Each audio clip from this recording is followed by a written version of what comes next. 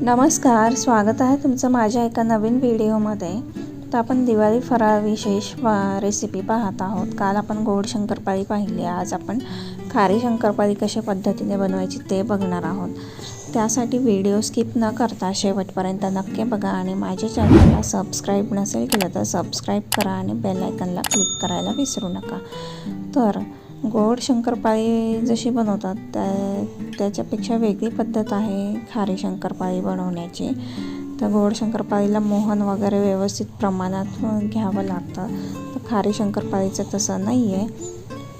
तर इथे मी अर्धा किलो मैद्याची खारी शंकरपाळी बनवत आहे आणि अर्धा किलो मैद्याला मी अर्धा कप ऑइल घेतलेला आहे. ऑइल मी थंडच घेतलेला आहे, गरम नाही. तुम्हाला हवं असेल तर तुम्ही गरम करून घेऊ शकता. तर इथे मी अर्धा किलो मैदा व्यवस्थित असा चाळून घेतला आणि भरपूर असे जिरे आणि ओवा मी त्यामध्ये ॲड केला. तुम्हाला आवडत असेल तर तुम्ही तुमच्या प्रमाणानुसार ओवा आणि जिरे ॲड करू शकता. तर त्यानंतर मी चवीनुसार मीठ घालून हे सर्व मिश्रण मी व्यवस्थित असं मिक्स करून घेतलेलं आहे. हातानेच मिक्स करून घेतलं आणि त्यामध्ये मी अर्धा कप मी ऑइल मिक्स केलेलं आहे. तर हे ऑइल मी थंड करूनच घेतलेलं आहे, गरम ऑइल नाही घातलं, तुम्ही गरम पण घालू शकता. आणि हे पण सर्व व्यवस्थित मिक्स करून घेतलं. तर ऑइल मिक्स करून झाल्यानंतर चेक करायचं की आपल्या पिठाचा गोळा तयार होतो का नाही. तर अशा पद्धतीने पिठाचा जर गोळा तयार झाला असेल तर आपलं मिश्रण व्यवस्थित आहे असं समजून जा.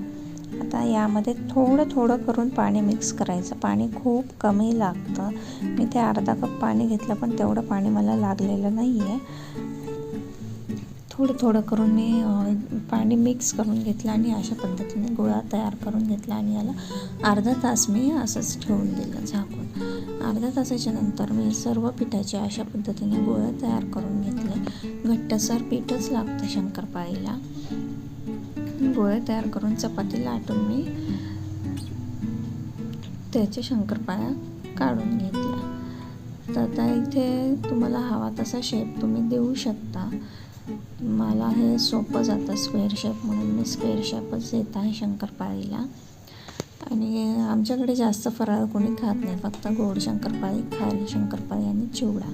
ते पण 2-3 दिवस आवडीने खातात, नंतर कोणीच नाही खात. त्यामुळे मी जास्त काही बनवत नाही. बाकी चकल्या, करंजी, लाडू वगैरे हे मला सासर आणि माहेर दोन्हीकडून येतं. तर मी शंकरपाळी तयार केल्यानंतर माझ्या मुलाने हे सर्व ताटामध्ये सजवून ठेवलं. तेल मी कडक गरम करून घेतलं. तेल कडकच करून घ्यायचं आणि नंतर जेव्हा आपण शंकरपाळी तळायला घेतो तेव्हा मीडियम किंवा लो फ्लेमवरती 3 ते 4 मिनिटे तुम्ही तेलामध्ये तळून घेऊ शकता, जोपर्यंत गोल्डन ब्राऊन कलर येत नाही तोपर्यंत.